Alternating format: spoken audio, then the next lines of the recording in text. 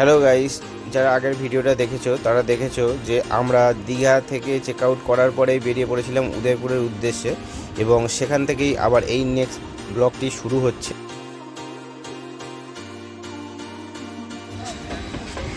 তো আমরা এখন এসেছি উদয়পুর বিচের পার্কিং। তো এখানে হচ্ছে আপনারা গাড়ি রাখতে পারবেন, 50 টাকা করে চার্জ করবে। তো আমরা এখানে গাড়ি পার্ক করে এখন উদয়পুর বিচে যাব। তো উদয়পুর বিচে আপনারা কিভাবে আসবেন, যারা দীঘাতে আসবেন তারা অবশ্যই একবার হলেও উদয়পুর বিচে ঘুরে যাবেন। এছাড়া যারা ডাইরেক্ট বাইক নিয়ে আসছেন, দীঘা থেকে মাত্র কয়েক কিলোমিটার মধ্যে হচ্ছে উদয়পুর বিচ পড়ে। তো এখানে গাড়ি পার্কিংয়েরও ফেসিলিটি রয়েছে। উদয়পুর বিচকে বলা হয় গরিবের গোয়া, কারণ এখানে অনেক রকম অ্যাক্টিভিটিস রয়েছে। আর এখানে এলে আপনারা অনেক কিছু এনজয় করতে পারবেন। এখানে সব রকম ফেসিলিটি পাওয়া যায়, সব ড্রিঙ্কস থেকে শুরু করে খাওয়া দাওয়া, সমুদ্র দেখার সঙ্গে সঙ্গে এছাড়া এখানে বাইক রাইড করতে পারবেন।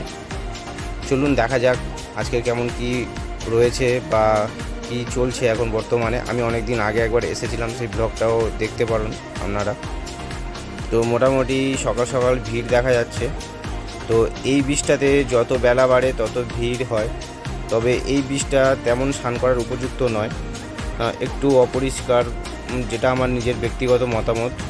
তো আপনারা অবশ্যই আসবেন, দেখবেন, ও আপনারাও কমেন্ট করে জানাবেন যে কেমন বীজটা। তো এটা হচ্ছে উদয়পুর সি বিচ। এটা হলো উড়িষ্যা ও পশ্চিমবঙ্গের হচ্ছে বর্ডার বা সীমান্ত এলাকা। তো এখানে আপনারা অনেক রকম ফেসিলিটি পাবেন।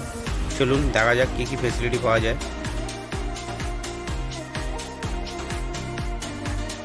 উদয়পুরের সিস্টেম হচ্ছে আপনারা যার কাছ থেকে মাছ কাঁকড়া এগুলো কিনবেন তাদেরই চেয়ারে বসতে পারবেন, এছাড়াও অন্য কোনো চেয়ারে বসতে পারবেন না। এখানে যে মাছগুলো দেখছেন এগুলোর রেট হচ্ছে পার পিস কমপ্লিট 150 টাকা। এছাড়া এখানে ফল পাবেন বা চিকেনের অনেক আইটেম পাবেন।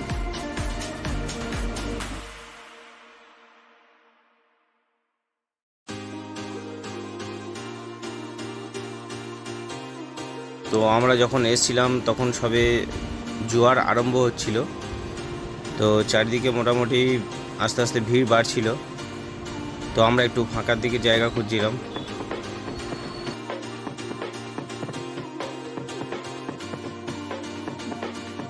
এই দিকটা হচ্ছে পশ্চিমবঙ্গ, আর আমার পিছনে যে দিকটা দেখতে পাচ্ছেন পিছন দিকটা, এটা হলো উড়িষ্যা। তো এটা একদম পুরো সীমান্ত এলাকায়, এই কারণে এখানে তেমন কোনো কিছু দেখতে পাওয়া যায় না। পুলিশ প্রশাসনের কোনো ভূমিকা এখানে সেরকম পাওয়া যায় না।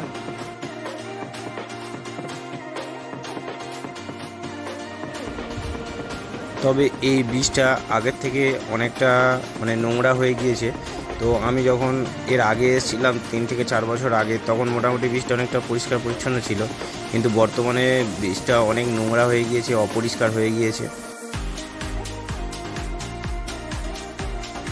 এই বিচের আশেপাশে কিন্তু কোনো হোটেল নেই, তবে এই বীজটা পুরো খোলা থাকে আপনার সকাল থেকে একদম বিকাল পর্যন্ত।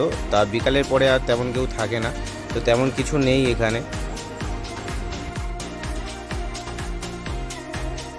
এখানে যে মাছগুলো দেখতে পাচ্ছেন, এই যে চিংড়ি দেখতে পাচ্ছেন, এগুলো হচ্ছে 10 পিসের দাম 250 টাকা। তারপর পমফ্রেট মাছ 1 পিসের দাম 150 টাকা, ভেটকি মাছ 1 পিসের দাম 800 টাকা, ইলিশ মাছ 250 টাকা। মোটামুটি এখানে কিন্তু মাছের রেট যথেষ্ট হাই রয়েছে। আর এগুলো কিন্তু আপনি কেনার পরে এনারা রান্না করে দেবেন, আপনি যেরকম তরকারি করতে বলবেন বা ভাজা যেটা বলবেন এরা বানিয়ে দেবে।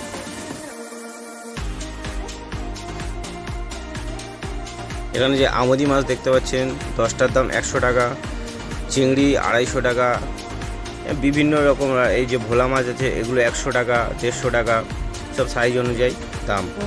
এছাড়া হুক্কারও ব্যবস্থা রয়েছে, আপনারা যারা হুক্কা লাভার আছেন তারা হুক্কাও নিতে পারেন এখান থেকে।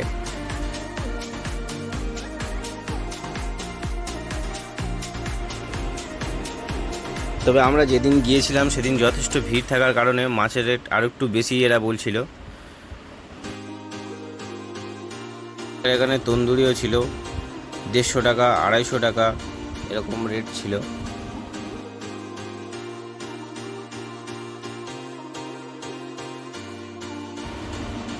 তো ফলও ছিল, নানা রকমের ফল আম, শসা, আনারস, পেয়ারা।